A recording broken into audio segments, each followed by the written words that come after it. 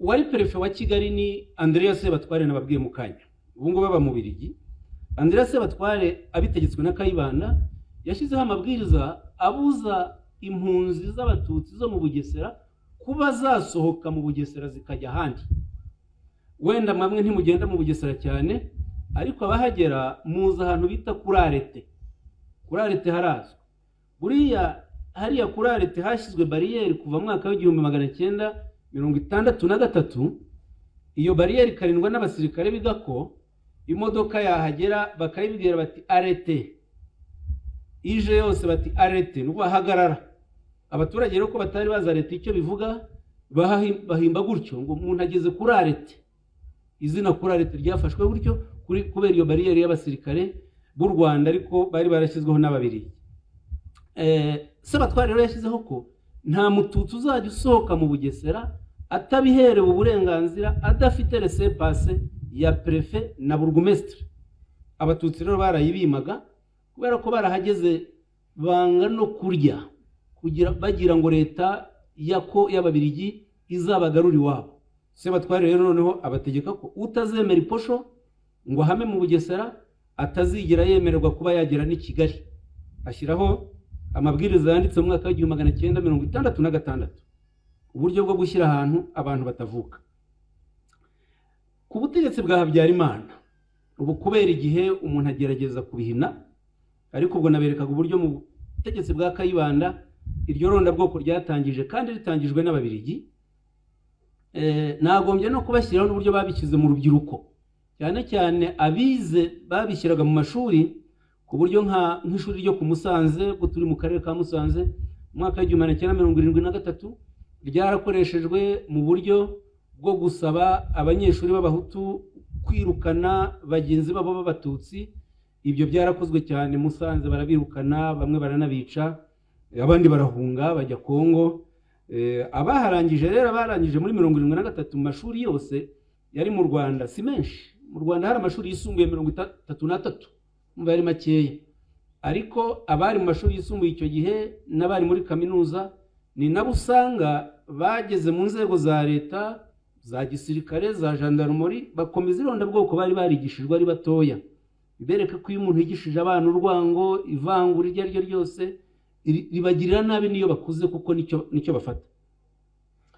Habyarimana we rero yakomeje ubu buyobozi, iyi miyoborere nk'iya Kayibanda, iyi mitegekere ishingiye ku ivangura ry'ironda bwoko n'ironda karere. Ariko Habyarimana icyo yakoze kibi, ibintu reka mvugemo bibiri.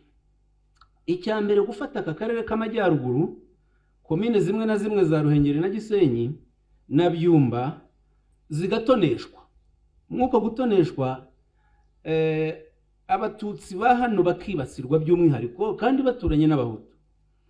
Buriya guhera muri 91 cyane cyane 91 hano aho zari Ruhengeri n'ibice bya Gisenyi, hagiye haba ubwicanyi bw'Abagogwe mu bice bitandukanye.